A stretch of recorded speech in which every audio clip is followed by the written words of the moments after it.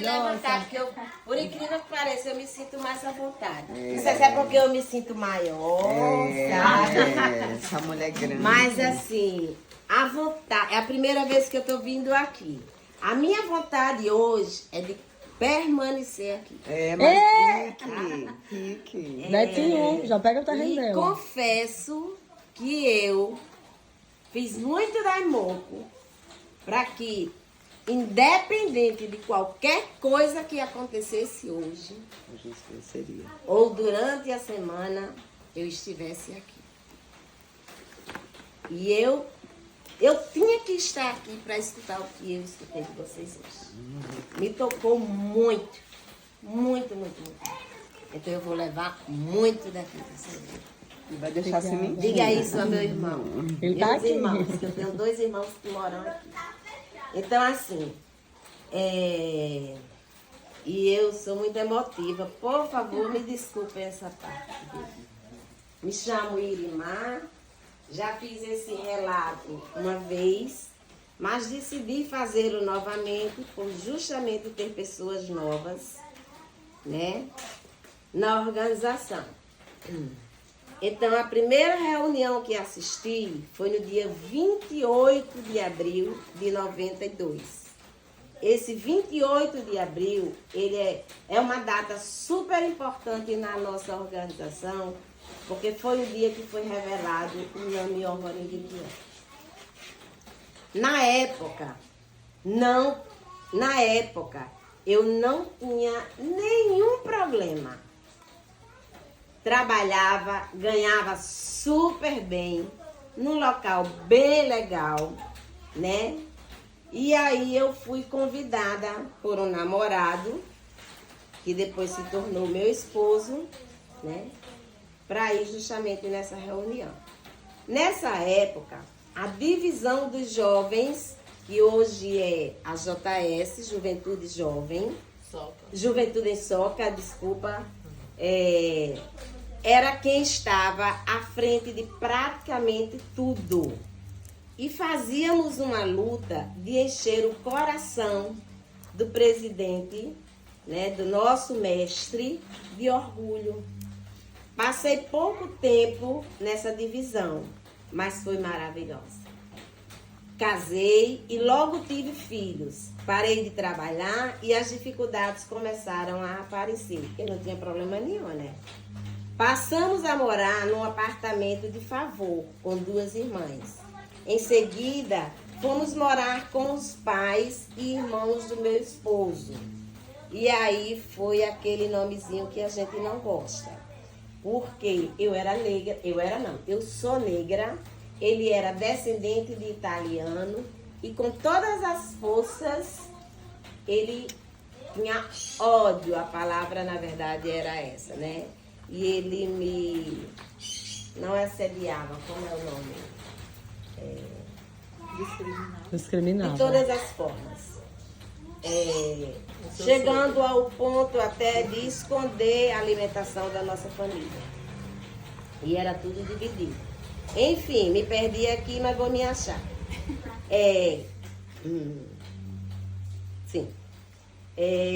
Foi quando tomei a decisão de morar no meu campo, mesmo enfrentando todas as dificuldades.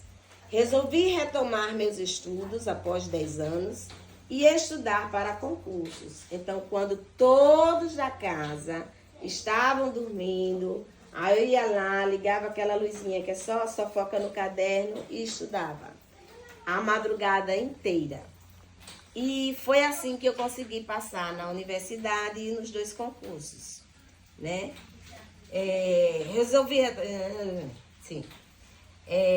Em 2006, o karma da doença começou a se apresentar, pois tive um tipo de câncer no sangue. Passei por quimioterapia e por um período fiquei tomando a medicação. No início de 2007, comecei a sentir dores de cabeça muito fortes que eu atribuía à enxaqueca que eu toda a vida tive. Porém, um belo dia, quando eu cheguei de um daimoco, o famoso daimoco que a gente faz todas as quartas-feiras no Caicã, né, amiga? Sim. Desculpa, viu, gente? Convidei uma amiga que se chama Lívia para comer tapioca recheada com café lá em casa. Até hoje ela não come tapioca recheada, viu? Pois já tinha esgotado todas as possibilidades de contato com ela. E ela sempre resistente.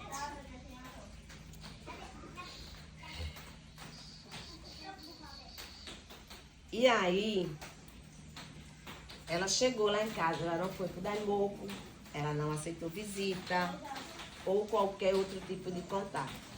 Mas quando eu cheguei do Caicã, com pouco tempo ela chegou lá em casa.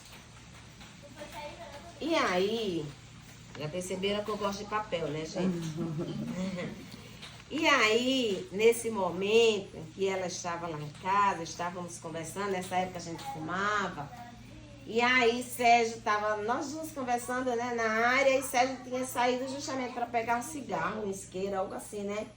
E aí ela me viu de um jeito estranho, me debatendo na cadeira, e ela achou que era uma barata que eu estava olhando, só que não era, eu estava tendo convulsões. E ela tinha jurado que nunca mais na vida dela ela recitaria na minha Horengekiyo. E naquela hora que ela percebeu que eu estava tendo convulsão, quem foi que fez primeiro da minha Horengekiyo? Ela. Foi quem me socorreu. Eu tive umas 10 convulsões até chegar ao hospital, né? Isso com meus meninos, ela dirigindo. Meus meninos tinham de 13 para 14 anos, foi quem ia comigo, né? Visualizando tudo. Enfim, o resultado foi um tumor no cérebro e a cirurgia teria que ser imediata. Porém, como ainda tomava a medicação do câncer que tive lá atrás, eu corria grande risco de ter hemorragia. E uma semana depois, consegui fazer a cirurgia. E o tumor já tinha crescido bastante, já estava com 14 centímetros.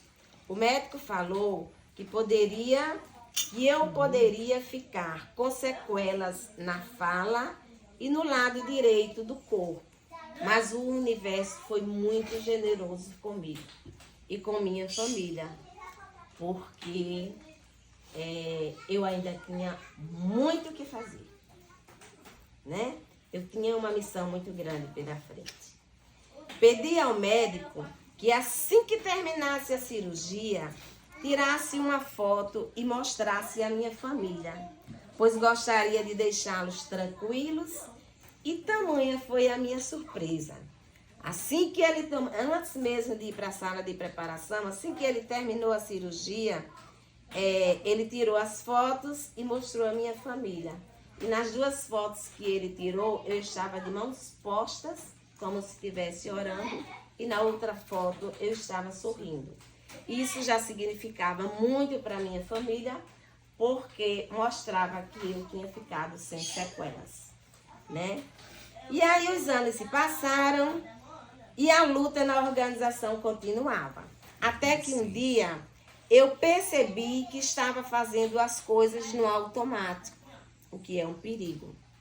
E não era isso que eu queria. Eu queria me encantar. Eu queria me apaixonar novamente pela filosofia que eu tinha conhecido. Dei um tempo na organização. Não aconselho ninguém a fazer isso. Porém, nunca parei na minha prática individual. Certo?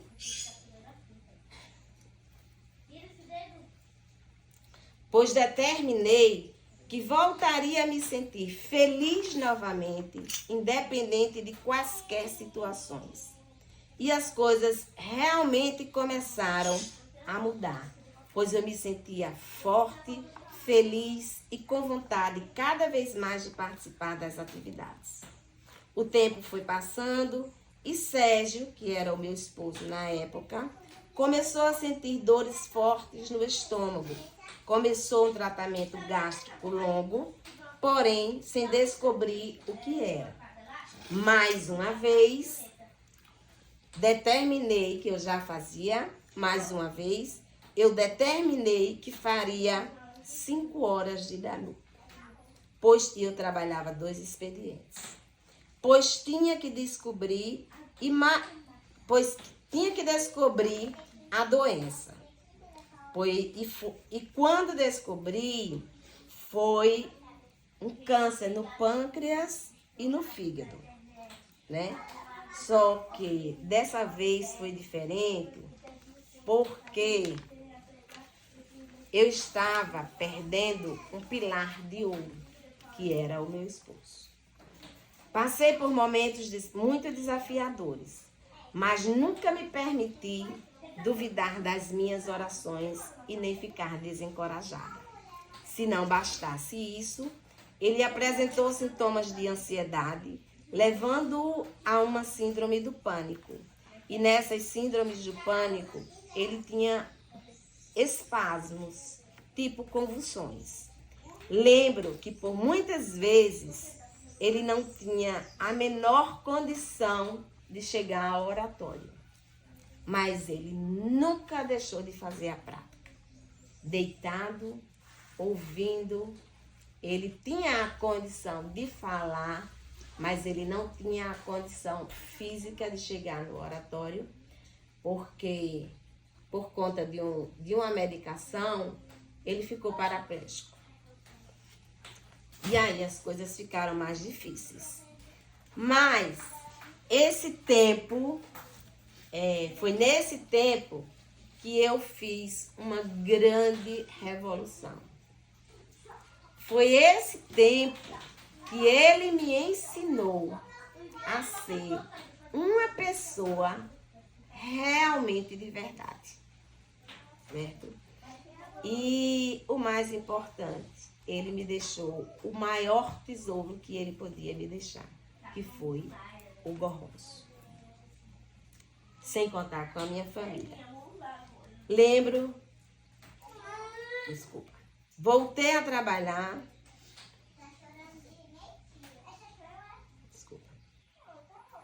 Lembro que por muitas vezes ele só tinha a condição de ouvir o Daimoku, né? Falei, pois fisicamente não consigo. Mas não desistimos.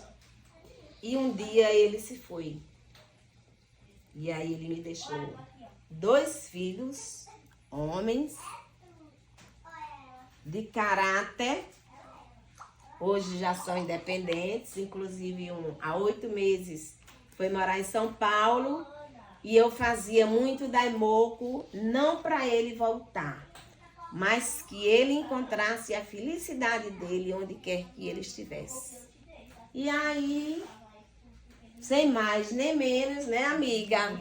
Ele volta, recebeu várias propostas de emprego aqui, maravilhosas, e ele encontrou a proposta que ele queria, o trabalho que ele queria, o salário que ele queria, nas condições que ele determinou. Então, nada mais, nada menos, ele está aqui comigo. Voltou de São Paulo. Porque ele determinou. Ele determinou que o que ele queria era estar bem de vida, mas perto da família dele, que era o bem mais precioso.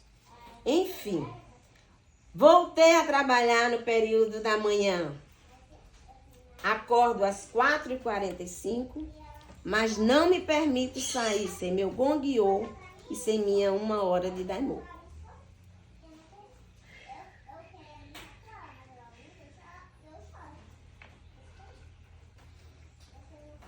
Ai, como é difícil fazer relato. Percebi que eu tinha feito uma grande revolução humana nesse período. Hoje, eu não me vejo uma pessoa lamentando. Eu estudo pelo menos 1 hora por dia. Eu sou um exemplo, ou procuro ser um exemplo para todas as pessoas que eu encontro hoje. Mostrando essa filosofia, né, às vezes nem é preciso falar da filosofia, só com a sua própria postura você ensina, você, né? E eu procuro também encontrar no caminho pessoas que eu possa demonstrar a minha coragem, a minha sabedoria, oferecer o meu sorriso, a minha energia positiva e falar quando necessário, quando oportuno, do poder das nossas orações. Tá bem perto de terminar, viu? E aí, os jovens, algumas pessoas podem indagar. Puxa vida, desde 92, praticando, e ainda com esse karma, e aí com tanto tempo de prática, e essas doenças todas. Sim. Sabe por quê? Porque a gente não sabe quantas existências a gente teve e nem sabe muito menos a extensão do nosso karma. O que a gente sabe e aprende no budismo é que a gente pode erradicar o nosso karma. Isso a gente pode. E a gente pode erradicar o nosso karma pelas 3 existências: passado, presente e futuro. E aí, eu finalizo. E quando esse karma se manifesta como ele estava se manifestando com as doenças, e quando a gente percebe, aí sim é a hora da gente dizer, não, é a hora que eu tenho que transformar, é a hora que eu tenho que fazer a minha revolução humana, né? Tema da nossa próxima reunião, né? E aí eu finalizo com a orientação do presidente Ikeda, que ele diz assim: ore Daimoku confiando no poder do Gohonzon. Lance-se à batalha sem medo e sem paciência. E com paciência, desculpem. Recuse-se a aceitar a derrota. Nunca negligencie um único passo sequer. No fim, vocês certamente triunfarão. Jamais se permitam serem desencorajados. E eu, muito jovem, com 60 anos, quero permanecer com esse meu coração jovem, lutando na Gakkai, disposta a ajudar todas as nossas divisões, que agora somos 3, né? E assim, tamanha é a minha gratidão a toda a organização, a todo o universo, porque nos momentos mais difíceis foram os momentos que eu mais orei, e que a gente deve orar não só nos mais difíceis, mas também nos que a gente se acha confortáveis. Mas o que eu quero dizer, foram os momentos que eu mais recebi orações. Eu recebi orações dos 4 cantos do universo, né? Se é que ele é um quadrado. Enfim. Não, amiga, ela é cheia. Exatamente. Os quadrantes da Terra. Então, pois todos fizerem fazem Daimoku, direcionado para os nossos membros. Então, isso que a gente vive é Gakkai. E isso se chama prática da fé. Muito obrigada.